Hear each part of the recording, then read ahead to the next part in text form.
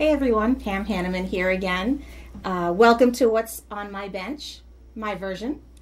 And I want to start off by saying what's on my bench might be a little unique because the job that I do for Zahn is a little bit different than your day-to-day technician.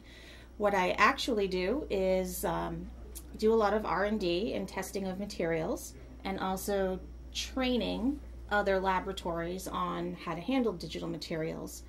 So all of the things that I'm going to talk about that are on my desk are because they are the best tools for the job that we're going to be talking about. I tested them, and if they survived the test and they were good enough to stay on my desk, that's sort of my seal of approval. And what I'm looking for, what makes a product worthy, is that it's easy to use, functions well, and fits into either a production laboratory or a smaller laboratory. It just has to be kind of seamless and do the job, do it well.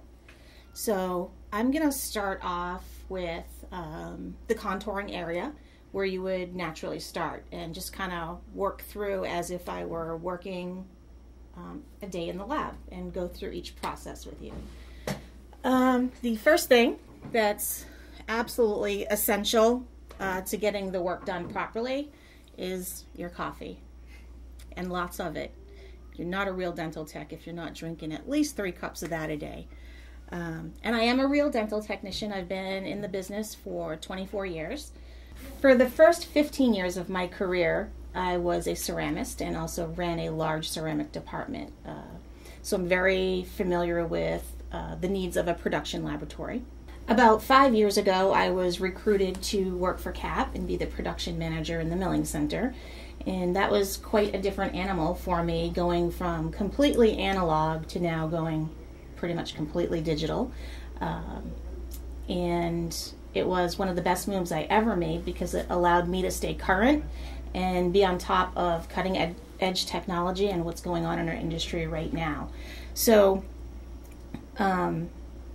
it's very easy for me to understand the customer who is just transitioning into the digital world. And I also understand the digital world as well and some of the things that happen there. And to be able to combine them and help others is pretty much that's what I do, and I love doing it. So I'm going to go right into showing you the tools that I use when I'm here at CAP, testing products, and some of the things that I will take with me on the road to educate our customers. So post-processing is one of the primary things that I do train on, and there are a few tools that are really great. You don't have to have, 40 different tools for one function. You really, if you have the right tools, you can make the job really quick and easy. So some of my favorite tools are, if I'm going to be cutting zirconia out of a disc, I like to use a carbide with a flat tip on it. Carbide works great because it kind of throws the zirconia off as you're cutting it out rather than getting clogged up. And this is an SS white handpiece carbide. It also comes available for your high speed. I just don't happen to have one in here at the moment.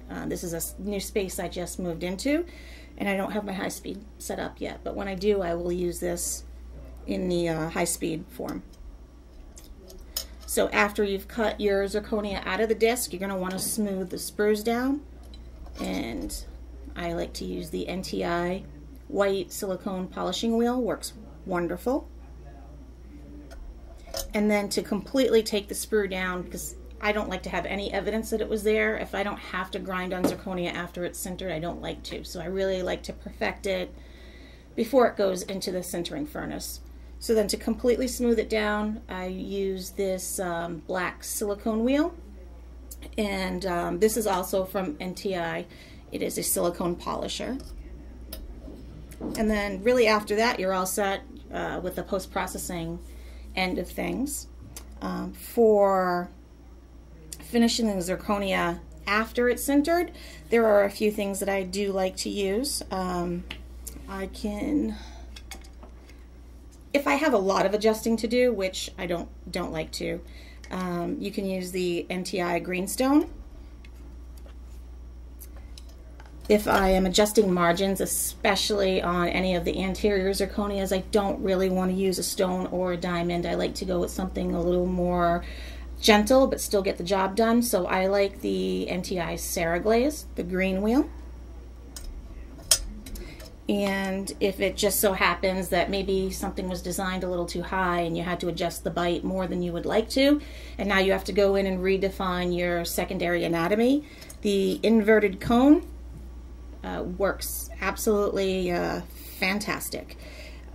I have seen a lot of people use the carbides and it just really destroys them very quickly, or it doesn't do anything at all and just kind of scratches the zirconia and leaves a black mark.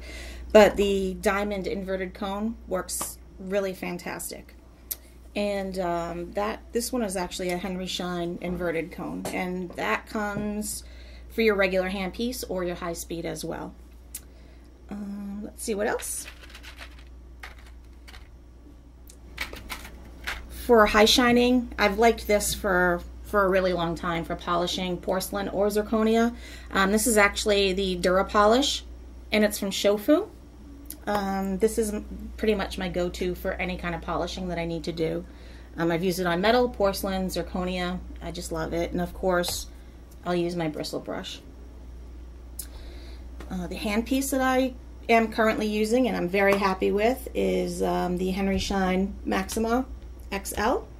It has a foot pedal, or you can adjust it so that it runs by hand as well, and you can adjust the speed, and it has reverse and forward. Holds the tools really well. I haven't had any issues with it at all with losing its grip and the tools coming out, so I'm very, very happy with that. And some of the other things on my contouring desk, not that they necessarily fit into this topic, but I do really like the GC Laboratory putty as well. If I need to duplicate any models or make a matrix, hardens really well and preserves the shape of whatever I'm trying to duplicate. So at my next bench is where I would do my green state shading and any of my composite application that I may be doing at the time. So for shading liquids, I really like using the Zerlux shading liquid, the Dentons and the incisal modifiers. I use those quite a bit, and the other liquid that I also tend to use quite a bit is the Ceramel liquid from AG. Both of those work really well. I use them on different zirconias, but the end result is very aesthetic, so those are the two that I really lean towards. Some of the tools that I use when I'm using those liquids are micro brushes. Some of them come with your shading liquid kits, but if you have a kit that doesn't come with them, you can just order them. Micro brushes, they're super cheap. They come tons of them in a, oops, there was a crowd in there. A bunch of them in one container, and they come in different sizes. And I'll use those for applying any of my modifiers if I'm doing occlusal staining or highlighting cuss tips, or maybe I'm adding a little bit of chroma at the gingival. I'll use those. Another great brush, and we don't actually sell it, but you can get it at any art store, Michael's, Hobby Lobby. It's called an aqua pen, and you can pre-fill it with your liquid. And it's just a synthetic brush, and it just easily goes on the crown, flows nicely, and it keeps all your liquid in one, and you don't have to keep opening all of your containers. I only really use it for modifiers because the technique that I tend to use is a dip technique. So after I add the modifiers, and I just dip the crown, and I might use a small dish. I have used the cap of the bottle, but that makes a little bit of a mess, so I would recommend a dish. And actually AG sells and has little containers with a strainer inside, which are pretty handy as well. And plastic tweezers, I know it's such a basic, simple little tool, but it's really important that you don't use metal tweezers when you're doing green state shading, because it does contaminate the liquid. So always plastic tweezers. So those are the shading liquids, and of course after you've shaded your zirconia, you're going to want to go ahead and center it. So after you are done with your green state shading, you're going to want to dry your crowns for 25 minutes under a heat lamp. This just happens to be a lamp and a bulb I got at Home Depot. You can also buy a heat lamp. There is one in the catalog if you want to take a look at that. But it is very important to dry your crowns before putting them into your furnace. So here I have the Sintra Plus. One of my favorite furnaces. There's a lot of good ones out there. There's also the Dikema, which is a fantastic oven. They both have different heating elements. This Sintra Plus has the Mosey too, so that's why it's important to dry your crowns, because you don't want the fumes that are burning off to burn off inside your oven and contaminate your elements. The reason that I like it is it's super easy to use. It's very easy to train. It's user-friendly. So program 1 to 200 are just your regular programs, but 200 to 250 gives you the option to do a fast cycle, which for me that's a big deal. To be able to get a crown out that maybe was a remake or a rush, special request, to be able to get that out in one day is really great, because in the past we couldn't do that. So we can put 3 trays in here, 20 crowns on each tray. We can do fast cycles. Super easy to purge and calibrate. So not often, but there are occasions where I do need to use composite to add some gingival layering to maybe a PMMA, or if I'm doing, you know, a show model and I just want to make it look a little nicer, I'll put some pink composite on it. The Gradia from GC is amazing. The variety of colors, the ease of use, love it. You can use the primer also with that system as a modeling liquid and make it go on even easier. I'm very impressed with the shading and the match to natural dentition. And here's one that I was starting to work on. It's not done, but I have that there. I do have some pretty cool tools for applying the composite. However, they're not dental tools. You can actually get them at Sally's. They're made for acrylic nails. But they're kind of cool because they have sparkles and glitter in there, and I'm all about that. The other composite I might use if I'm just trying to make a model look nicer is the Triad from Dentsply. That's here, and that just comes in a black package. And you really use it the same way with the modeling liquid and light cure it. And here I have my GC Labolite. And that's just for like your quick stabilize the composite so you can keep adding more on. And then I have my tray here from Renfert, which is new, and I actually adore it. And the reason I love it is it's great for the composite. It sits on there nicely, but mostly I like that it has an agate slab, and then I have the nice little spatula that goes along with it. So it looks nice, it's kind of fancy, but it works really well too. But if I do leave composite on there, I don't leave it out like this. I actually cover it with a cloth because the light will cure your composite. So I'll just cover it up with the cloth that it's sitting on. If I need to do any waxing, I have my Smart Wax Duo from Amon Gerbach. And I think that's pretty much it for this area. If I am doing any waxing, I really do like the Whitmix dye lube, not just for lubricating the dyes if you're doing a waxing of a coping, but I'll use it to smooth the wax if I'm doing something else. It's just a nice liquid to do some smoothing. Going back to my original love, porcelain, which I don't get to use enough, and yes, I desperately miss it. My porcelain of choice is the GC Initial. Again, it has a great variety of tissue shades that correspond with the Gradia that I was previously talking about. Goes on really nicely. It has a low fusing temperature, so I don't have to bring my zirconia up to a really high temp, which I don't like to do. So that is really my go-to, is the GC ZRFS, the Initial. I I have my Smile Line tray, which I need to be honest, I don't use that much simply because I'm not sitting at the bench building all day. If I was, I would definitely utilize it.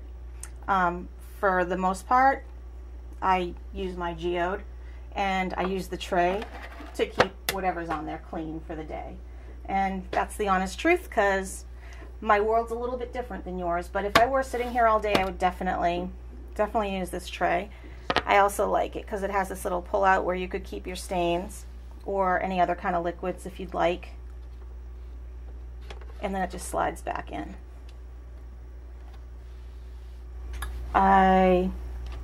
For brushes, I don't always go for the most expensive brush. I've actually found that, you know, middle price line works really well. I like my Smile Line brushes. I think we have a 6 and a 4. I think those are the two that I use. The 4 most often. And then I also like the Kolinsky brush from Renfert. Those work really well. They pick up the porcelain nicely, allow me to apply it smoothly, and the bristles don't get damaged very quickly. So those are all very good things. I think it holds the water well, and if you're a new technician just learning to build, the way that it holds the water makes it a little bit easier for someone that's learning, and when they're learning to control their moisture. It's important that the brush doesn't dump out all the water all at once and make a mess for them, and then they get discouraged. So those are my brushes. These just happen to be some samples of a screw-retained bridge where I did use the initial, the GC initial, and I used various shades, and it came out very nice. So I really do use it. I use it on all my sample cases, and if you come see me in Chicago, you'll see the cases and you can see what I did, and that yes, I really do use the product. I'm a real technician. Moving over to my final bench, this is where I would be doing my stain and glaze.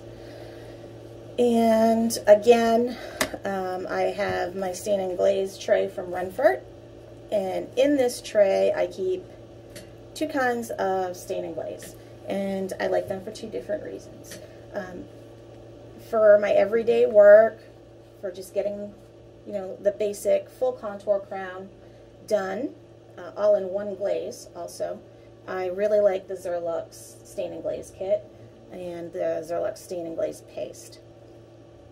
I have found that, you know, I have some really nice brushes, but this really simple plastic Ceramil brush that actually comes in the Ceramil shading liquid kit picks up the glaze very nicely, and this is my go-to for applying the glaze. And then I'll use my Smile Line or my Kolinsky, the smaller brushes, to apply the stain or occlusal staining or any modifiers.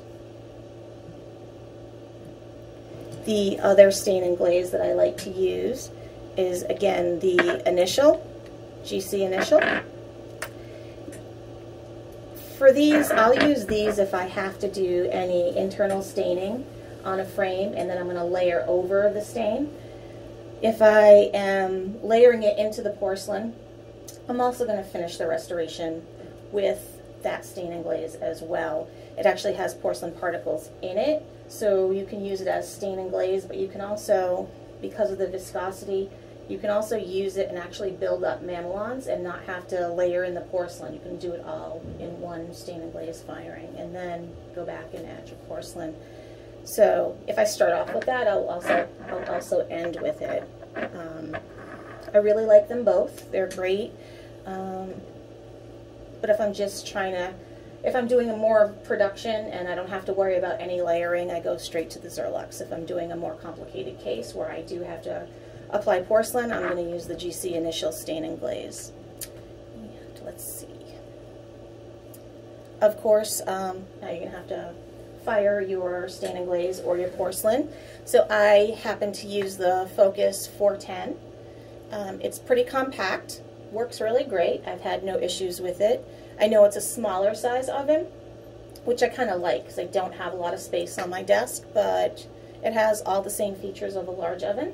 has plenty of programs, and I like it quite a bit. And it's very similar to use as the Sintra Plus. So if you're already using the Sintra Plus and you have people that are trained on it, it's very easy for them to learn how to use this oven and program this oven as well.